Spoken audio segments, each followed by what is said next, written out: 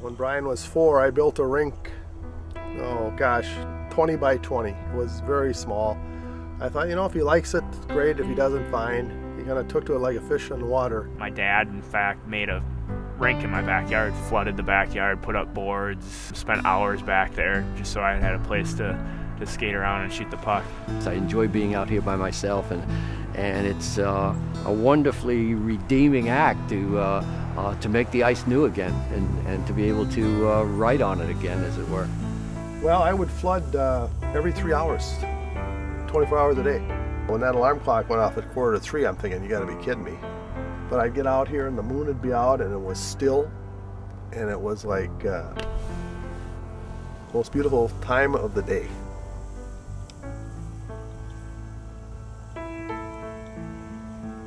Truly, these kids ended up at the University of Minnesota on scholarships because of this rink. I mean, this has been a darn good investment. Bonnie would always have something available inside. You got drinks and Cokes or whatever, and then you got a warming house in there. So you just go in, warm up, come back out, and do it as long as you wanted to. So I was up at 5 or 6 in the morning to flood my rink and then go to school, and then we had a couple guys that skated every day, and we had a 2-on-2, a regular 2-on-2 game. And the 4 guys that played in the regular 2-on-2 game all played Division I hockey, so it had a pretty big impact on the 4 of us. My dad would buy a sprinkler always around Christmas time, and people always thought he was crazy for buying a sprinkler, but what he would do is he'd put the sprinkler on at night and let the water go back and forth so it would flood the rink evenly, and he could stay inside and just monitor it. But that's kind of what I remember most.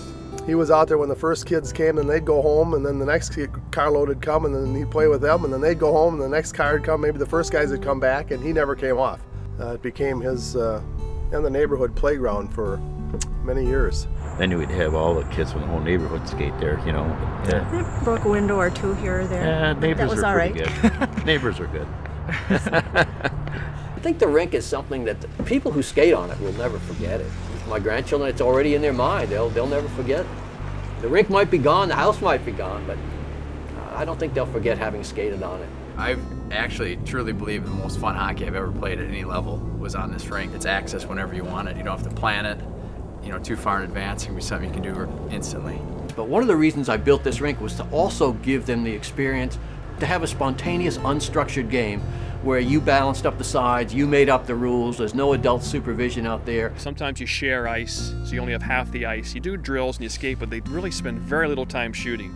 So this year, his shot has really improved because he can come out here and we've got a bucket of pucks and he can shoot, 100, 200 shots a night. Where at practice, he might shoot 5. You spend an hour out here and yeah, you get 100 shots. I gotta figure out how it is here to get it over your right shoulder there, because that's where it's open. I mean, if it goes in your stomach, doesn't your brain tell you that? See, I don't think that happens nowadays. I think the kids come down, they fire real hard, it's like, I missed it. Missed it? What's wrong with you? I actually made the nets quite a bit smaller than regulation. I figured if they practice shooting at these things, when they get to a real rink and see the size of those things, it's gonna be like, wow, how could I miss? I mean, I find that I can sit in front of a net and hit every corner, no matter what I need. I mean, I can hit the spot. And that's just from practice and from practice and from practice. I used an old picnic table, and I would turn the picnic table over and use that as my net. And if I could hit the picnic table, the pucks would stay in our yard, and I wouldn't have to chase them over into the other yard. And as time went on, obviously, my shot got more and more accurate because of it. When you strip everything away, all the fun and the construction and the cost and everything else of a little backyard rink, what it really comes down to is something that connects you with the people you love. That's the best thing about the backyard rink, just to fall in love with the game and enjoy the purity of it. Having the kids here, all the kids, and watching the cars drive up and the kids pile out of the cars, and when you're in the middle of that, you don't really, it just became such a matter-of-fact thing that it wasn't a big deal until it was done. Then all of a sudden it's like, where is everybody? I was 38, I guess, when I first built this thing, and 62 now, so every year it just gets a little bit, tiny bit harder. And I suppose there will come a time where it just gets too hard. It'll be a very sad time when that happens. It'll be sad in the middle of winter when you just look out and see snow in your yard, and no people and no noise and nothing else.